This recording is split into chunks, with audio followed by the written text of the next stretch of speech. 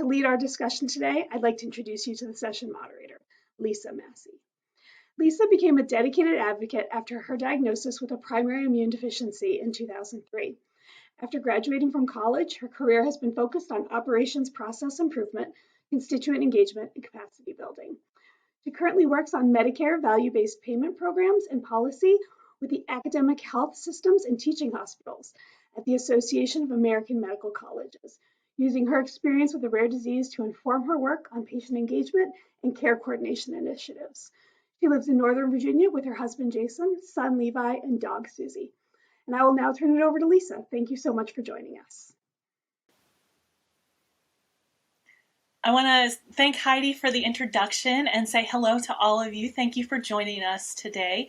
As Heidi said, I'm Lisa Massey, and I'll be the moderator leading today's discussion. I wanted to get us started with the introduction of my fellow panelists here. So I will start with Brett. Brett, if you would introduce yourself, that'd be great. Thanks, Lisa. Hi, everyone. My name is Brett Chin. I am a career, business, and mindset coach. I'm also a rare patient. I have Ehlers-Danlos syndrome type 3. My background is in recruiting, business development, and training. And I also sit on the board of Our Odyssey. We're a nonprofit dedicated to providing social support for other young adults with rare and chronic illnesses. That's great, Brett. Thanks. Ellen, could you introduce yourself? Yes, good morning. I'm Ellen Goodrich. I am a teacher, as you can see, hoping no students will pop in. And I am a patient. I have intrahepatic cholangiocarcinoma, a rare bile duct cancer. And I'm also a patient advocate for the Cholangiocarcinoma Foundation.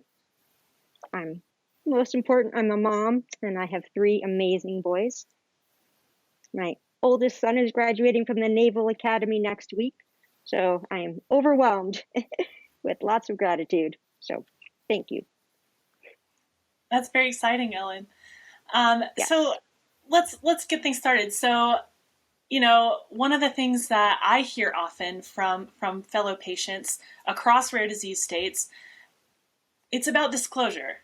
You know, that's a common question that we get. So what are your suggestions for disclosing disability? Do you disclose before you have an offer or after? You know, I know it's different for everyone, but do you have any sort of best practices? Brett, we'll start with you. So the annoying but answer I do have to give is it depends. Keep in mind, if you do not disclose, you cannot be protected. So from a recruiting perspective, your hope is that the employer that you're interviewing with will give you reasonable accommodations, will be empathetic. What I would say is kind of, do your research.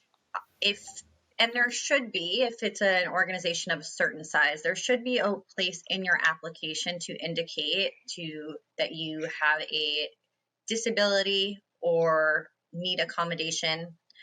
I recommend doing it because hopefully if things work the way that they should legally, that will go to human resources. They don't necessarily need to let the interviewer know. Plus, there are tons of companies out there that actually provide specific accommodations for a neurotypical people, so people with invisible illnesses as well. Bottom line, I'm a big proponent of disclosing because, again, if you don't, then you may not be protected. Do I think you need to talk about it in an interview? Probably not, but at least make sure that you have your legal protection in place. Yeah, that idea of protection is really important, and that's something, when you're filling out those forms as you go through an application, often they'll have the opportunity for self-disclosure.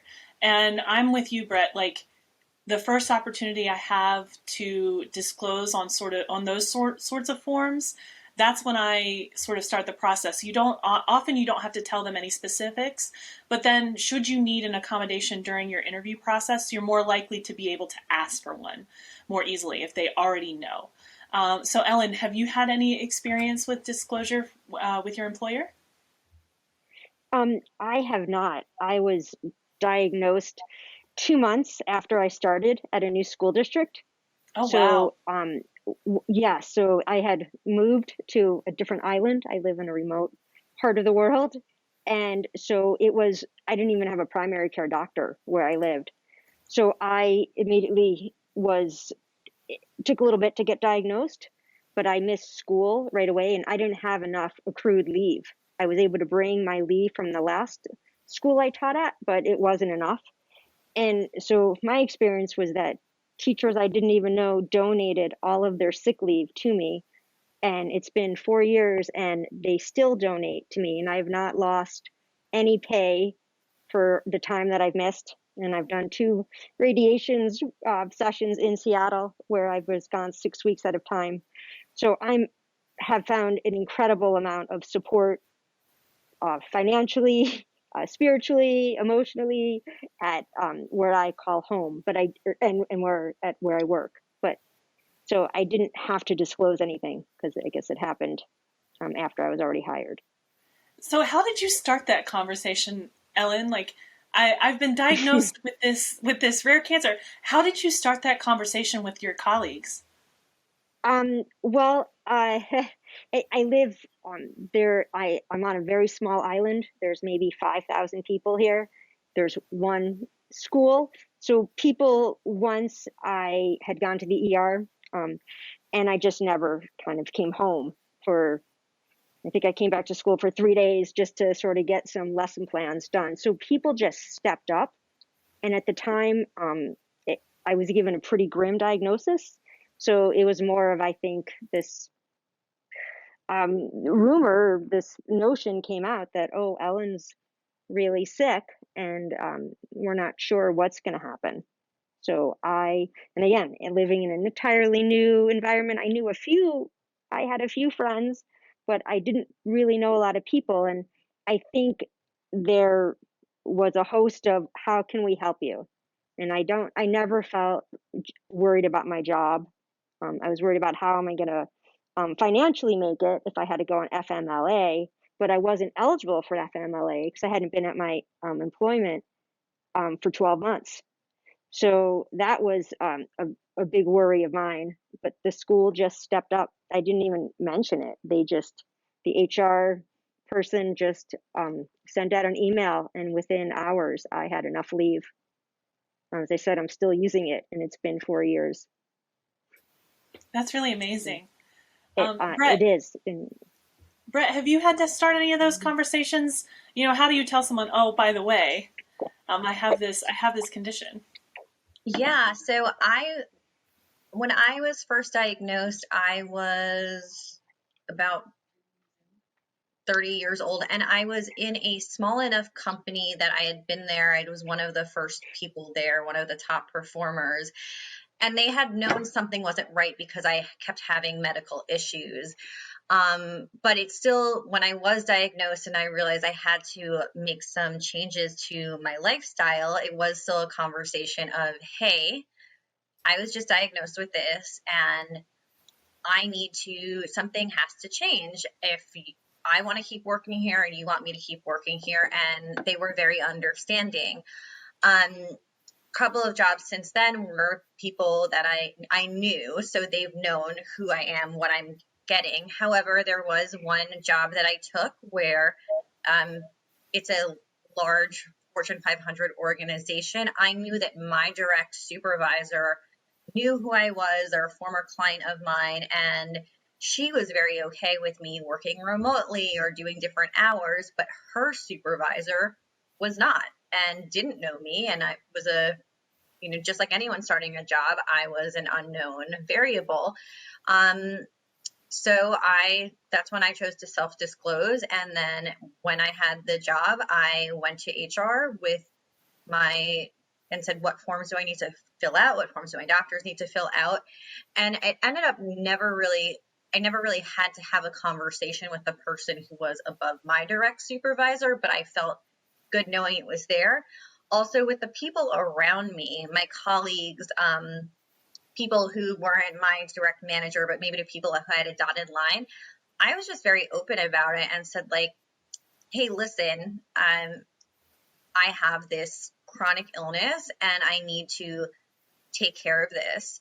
And I think that, like most other things and hard conversations in life, it comes down to boundaries and me saying, yes, I can do this. No, I can't do this. And this is why. And if you say it with the right amount of conviction and confidence, people will respect that. If you don't come out and say, like, nope, sorry, I can't do this, and you try to accommodate everything, then you get into the tricky territory of, well, you said you could do this and now you can't. Which is it? So just come out. I'm a big believer in being open, transparent. And again, this ties into, even now I have my own business, I still need to have conversations with my coaching clients. And one of my ground rules is I will be super flexible with you, but I expect the same. There may be days where I can't see you, I can't be your coach because I'm sick or I have a testing or I have whatever it is. I need you to understand that. And by setting those ground rules and those boundaries, by having that conversation up front, that mitigates all misunderstandings. It's just very black and white, and people seem to respect that. Yeah, that's kind of been my experience too, Brett, where, I just kind of approach it from a goal of transparency where, with my immune deficiency, I'd have to go out for tests or treatments, or, I'd have an infection.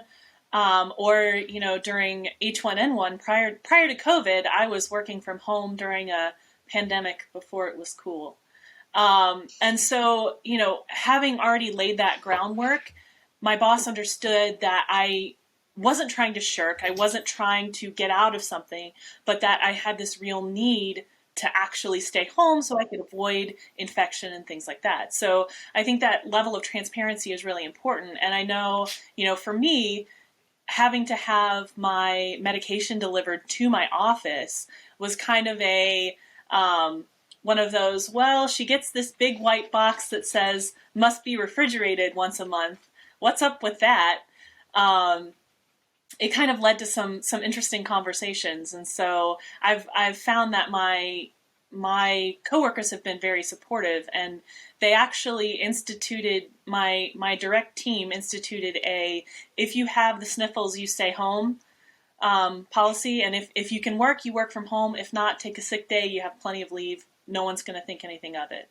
And that has helped everyone on the team be more healthy. And so they all said, whether or not you were here, this has been a really beneficial thing for us as a team. And so it's one of those things where it's when you design for the margins, you kind of help everyone involved.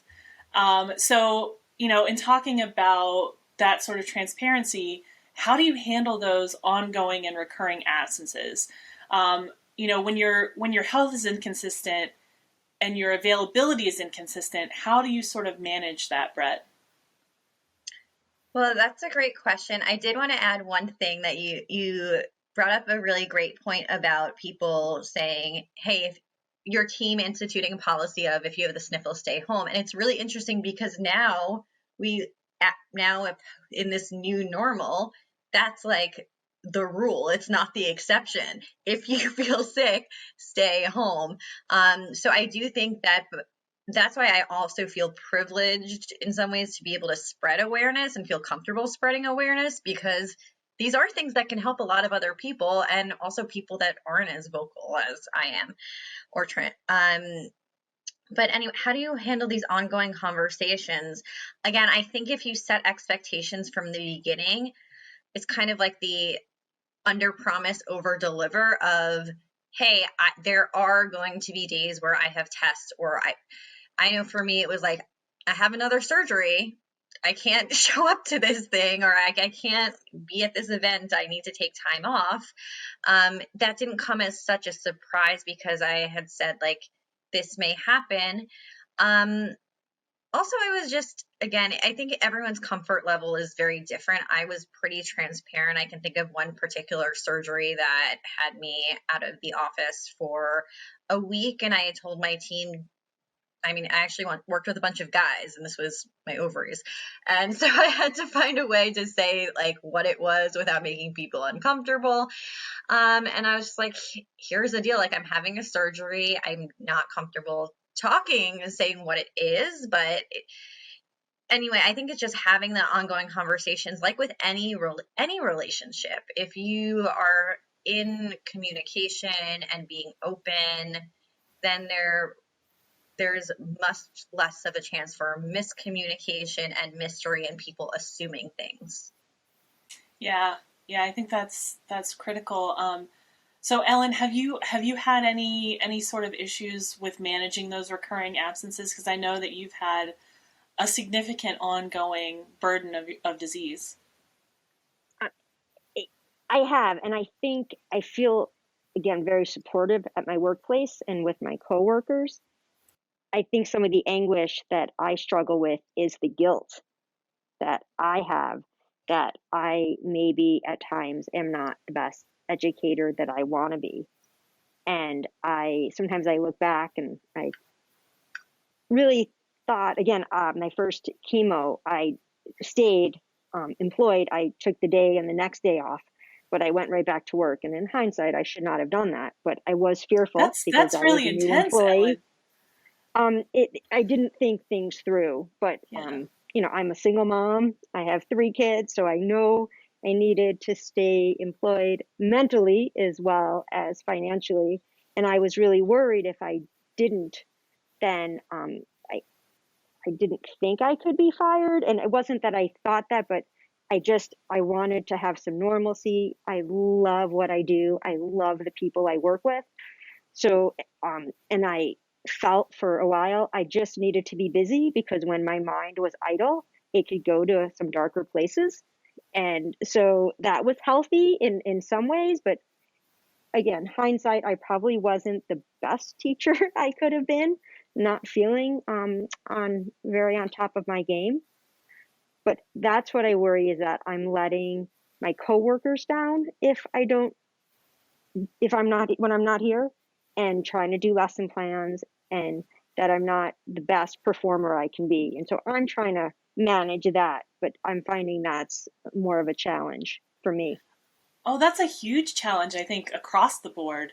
I I'm know sure it is. for me, it's like you have this feeling like, maybe I'm not supposed to be, doing this kind of work. Like maybe I'm not being the best contributor to the team. But then, when you have a supportive team around you and you get the support of your colleagues, it really helps you sort of fight those feelings. And it's given me the freedom I used to get get an IVIG infusion in the morning and go to work in the afternoon. And that was really tough. And, not being able to rest actually increased my side effects and things like that. So, being able to navigate that with my colleagues made me a better employee, because I took that half day of rest, even though, it wasn't, in the grand scheme of things, it wasn't a big thing, but it was a big deal to me. And being able to have the flexibility to do that was really important. So I think that's a really critical point, that, we have to take that time to rest, whether it's, we as patients ourselves, or, if you're caregiving for someone who's rare, you're in this situation where, you're go, go, go, and you're using a lot of leave and things like that for the person you're caring for. But we have to, I want to put a plug in, make sure you're taking care of yourself too, whether Yes. you're rare or whether you're caring for someone who's rare. That's all really important. So, we've discussed a little bit sort of around the edges about accommodation, which is kind of, the other than disclosure, it's one of the other elephants in the room. So, how have you handled those conversations about specifically accommodations? Have you had any particular tips for success, or any roadblocks as you're asking for accommodation? Brett? Okay. Yeah, I mean, I will say what I remember again when I was diagnosed. This was back in 2010, maybe. No one worked from home. Like, and especially I was in business development and recruiting. No one worked from home in the company, and I had to say I need to work from home at least 2 days a week. I mean, that's my primary. That's the thing that I generally need in terms of accommodation is that flexibility, because I do need to take care. I'm type A. I was going at 100 to 120. Now I have to stay below 80 so I don't crash physically and mentally. So it was I think for me, it was more of an internal struggle also because I am type A and I wanted to be the best and do the most that I could. So I found ways to compensate for that. In terms of helping others with disclosure and asking for accommodation, I don't think there's a right answer. And I do think that if you are at an organization that cannot accommodate something so slight, and not to minimize anything, but to accommodate someone's health needs, maybe they're not the organization for you. And I think it's interesting because COVID has taught us a lot about what employers can accommodate under duress, right? We've learned that work from home is a potential for a lot more workplaces than have previously offered it. And I know my employer is actually moving to a hybrid model where there are going to be more folks working from home because it's been really productive. And I know that a lot of federal agencies and places like that have also said they're giving up leases on office space and doing things like that because it's so everybody's view of working from home has sort of shifted. And I think that's going to be great for rare patients. But that being said, it's not a requirement, right? A lot of these accommodations are things that we're asking for. And so there are lots of ways to navigate that tension between what we need to have accommodated and what the employer finds reasonable. So, Ellen, are you currently using any accommodations or have you had to navigate that at all? I don't have any physical accommodations, so I've been fine. Sometimes I feel like when I mention that if I have a procedure or I have to take a little bit of time off, um, I I'm granted it, and I'm always like, oh, you can have whatever you want. And sometimes I feel like I'm not always held to the same standard because I do have this disease, and I don't have a caring bridge. I don't publicize it except for my close circle, but obviously I look very differently than I did when I first started working, and the kids will sometimes say things, oh, where's your hair, Mrs. Goodrich, or something. And so I realize that there's a difference, and I worry that perhaps I'm accommodated because I'm not always held to the same standard, and that's hard for me professionally. So I haven't had to ask for anything. Every time I've asked for time off, it's been granted. I go through a computer program and I've never had an issue.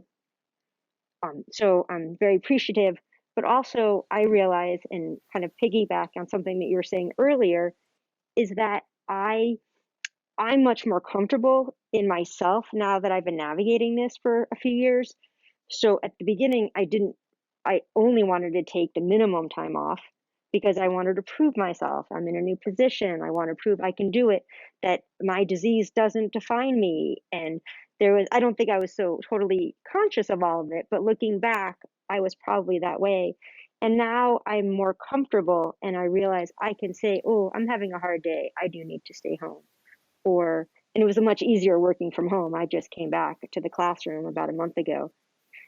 And so I think the time has also assisted me in how to navigate and how to ask for what I need. I'm much more comfortable. So are there any particular lessons you learned about advocating for yourself that you'd like to share, Ellen? Um, I I think the hangups I had were all personal, not the support was overwhelming. And I think I've also had to learn, and this might be something that others have noticed, that asking for help hasn't always been a strength of mine. I always wanted to be the one to help others. So learning that I needed to ask for help is also in my workplace. I've learned to do. I'm getting better. I think I have a little ways to go, but that's something that I wish the someone had shared. Oh, you should really learn how to do that, and because people want to help. So I think that's been one thing. I'll think of Yeah, others. I think that's very true.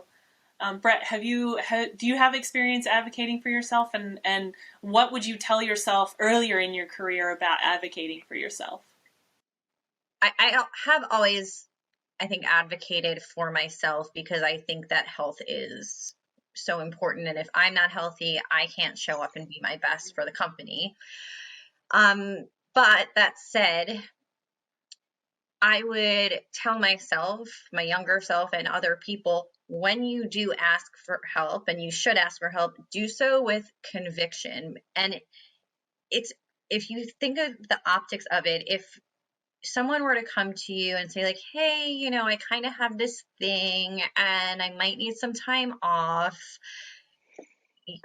if not you personally, but to most people that would seem like, well, what are you kind of trying to hide? Why are you so insecure and like kind of sketchy about asking for help? Versus, hey, I have this need, I have a medical issue, I need to take time off to see my doctor, I need to take time off for this treatment. I can bring you documentation.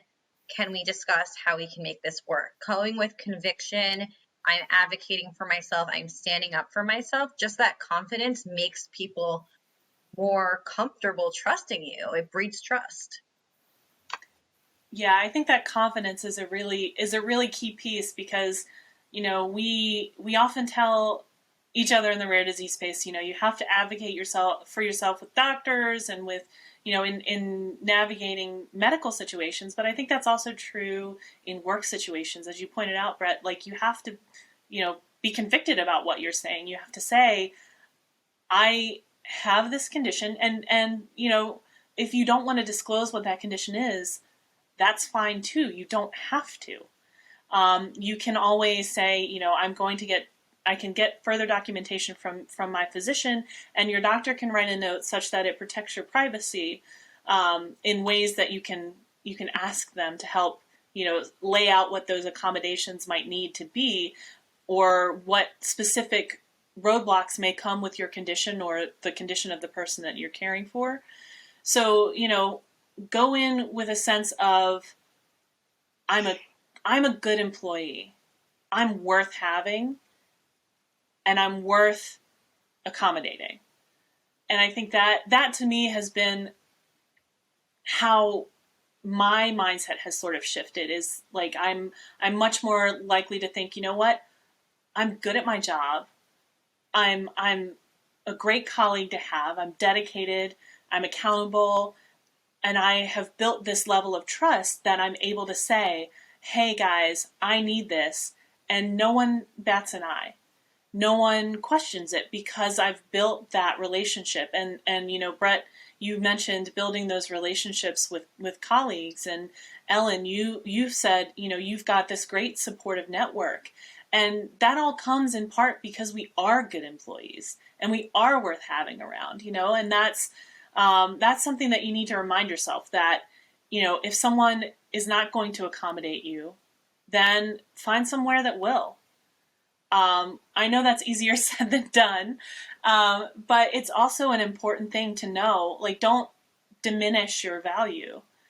I know, Brett, we've talked about that is that a lot of people do diminish their value, and you have a lot to offer, you know? And it's important that you know that and you go into these conversations displaying that. And some people find it helpful to have sort of metrics where it's like I've performed this project and I've excelled at this and I've improved in these ways, and that really helps both you and your supervisor or HR or whomever it is you're having the conversation with. It helps them justify those accommodations because you are that sort of exemplary employee. And when you're transparent about it, you're looking at, when you have issues like fatigue and you need, like, maybe you need to log off at lunchtime, and you're working from home, you log off, you take a half-hour nap. No one needs to know that necessarily, but you can always say, I'm going to be unavailable for this period of time. You don't necessarily have to say the reason, so you can protect your privacy if you'd like. But I know that, for myself, issues of fatigue have been important, and I need to sort of protect my time. So, not working long hours and not sort of punishing my body by working, 60, 70, 80-hour weeks has really paid dividends for me. I know, Ellen, you've mentioned not feeling well and having to miss work. How do you navigate sort of the physical demands of your job? Because teaching is a pretty physically demanding job. How do you navigate that with these feelings of fatigue and just general malaise and not feeling well? I think I've had to look beyond where I do less at home because my job is very important to me. It's as well as the fact that I love it. I want to do the best I can. I believe I've been trusted to work with these young minds. So I've been easier on myself with doing takeout a lot more. I used to love to cook, and now I'm like, well, that's not going to happen. I never, I was horrified when my mother would come visit and she wanted to use paper plates. I was like, that's the worst thing in the whole world. Like, never. I live in a place and we only eat organic. And now I'm like, you know what? I'm going to use paper plates. It's okay. So I've given myself different areas where I could ease up. I actually just hired a housekeeper. I don't live in a very large place, but I just didn't have the energy to keep up. And I figured I have to do something. And so I'm giving myself leeway in order to try and take care of other arenas in my world. And so I can have the energy to focus on what's most important. And it's time with my kids. It's to exercise and to work. And some of the other things just don't make the cut. So that's the way I'm trying to manage. Yeah, so it's like you're giving yourself an accommodation, right? You're Exactly. adjusting your lifestyle to make it more meaningful and to make sure you have the energy to do the things you want to do.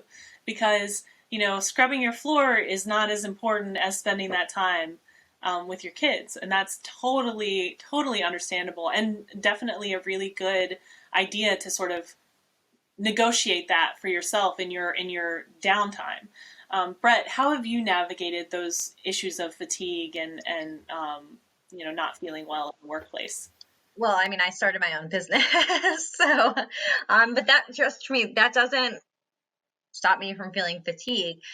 I'm very protective of my me time, the time that I need to have the energy to show up and do my work, and most importantly, serve my clients. And again, when I start working with people, I make it very clear that there are going to be times where, hopefully not much, but where I may need to reschedule because you don't want me showing up with brain fog or total fatigue.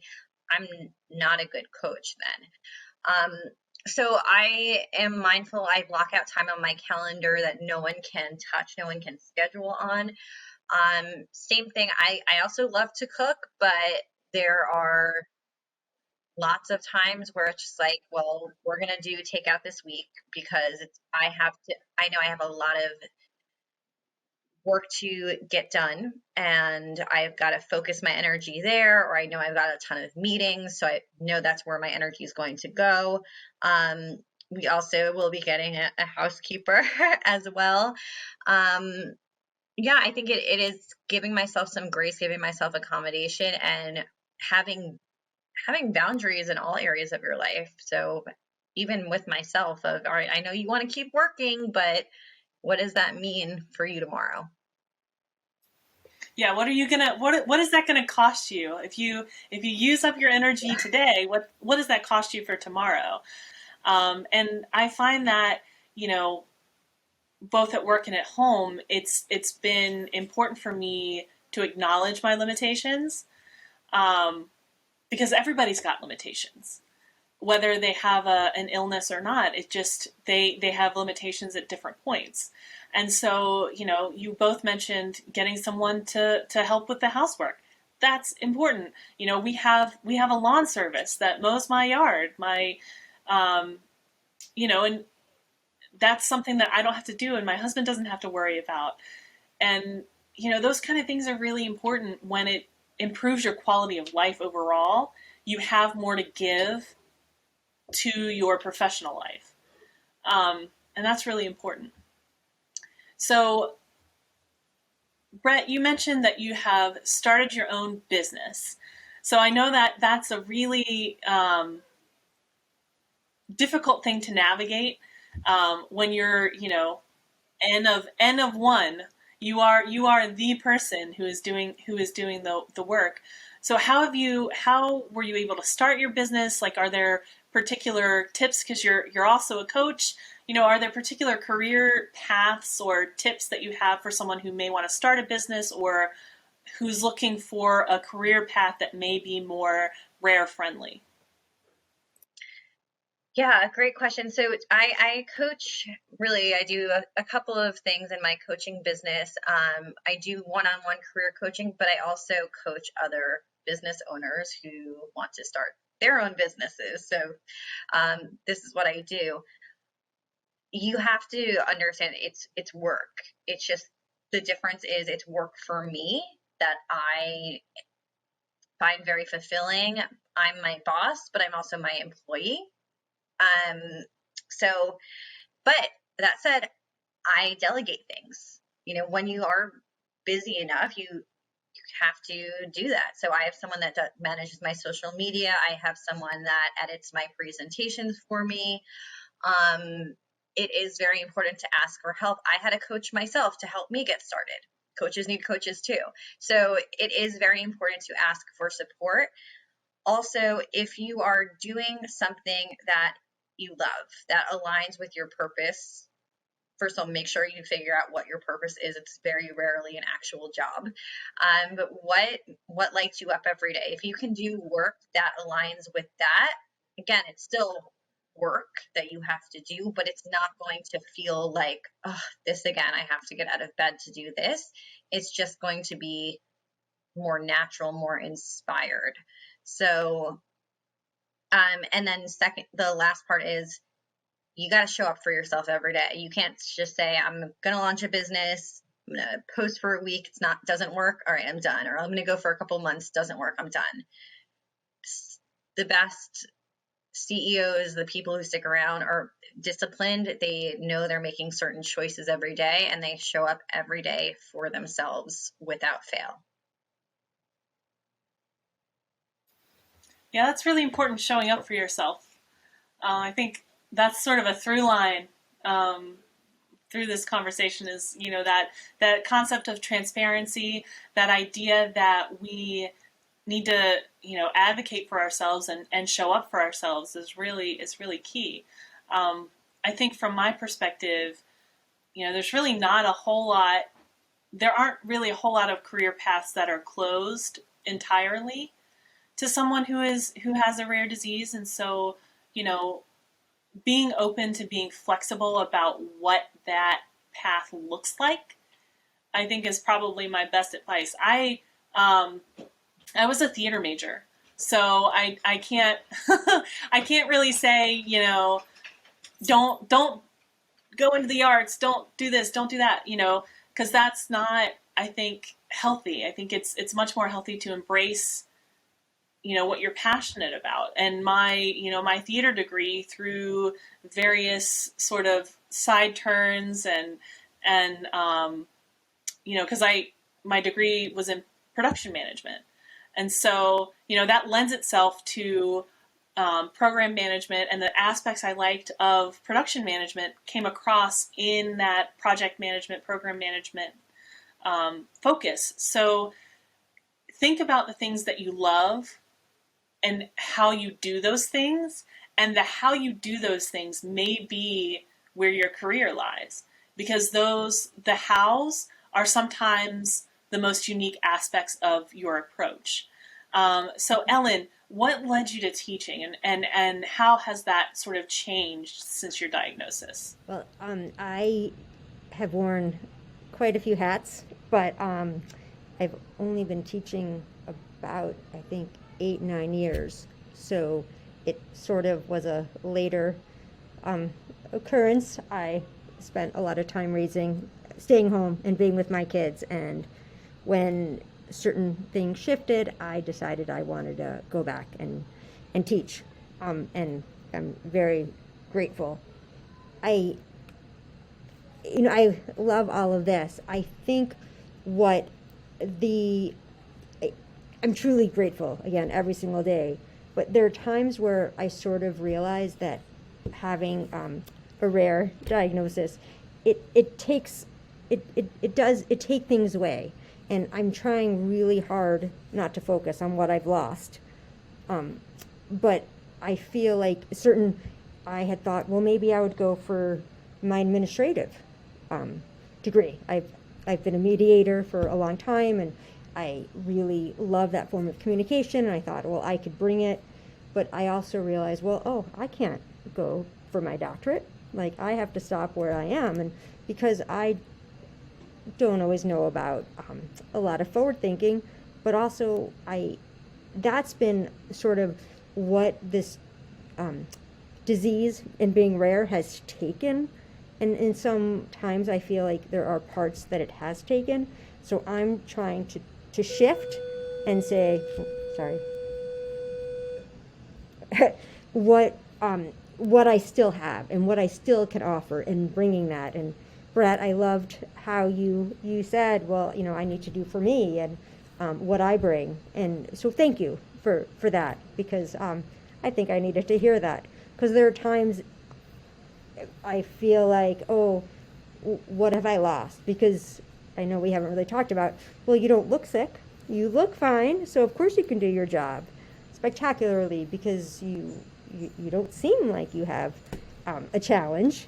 And I think sometimes we try really hard not to, and try to look good every day and come with that smile and, I feel great. So I think for me, it's finding that balance, and what I can give and not what I've lost. Yeah. So Brett, if you had one final thing to tell someone about working while rare, what would you say? You have more to offer than you know. You are defined by you may feel you're defined by your condition, but that is not the only thing that defines you. And follow your purpose, follow your passions, and the rest will work out.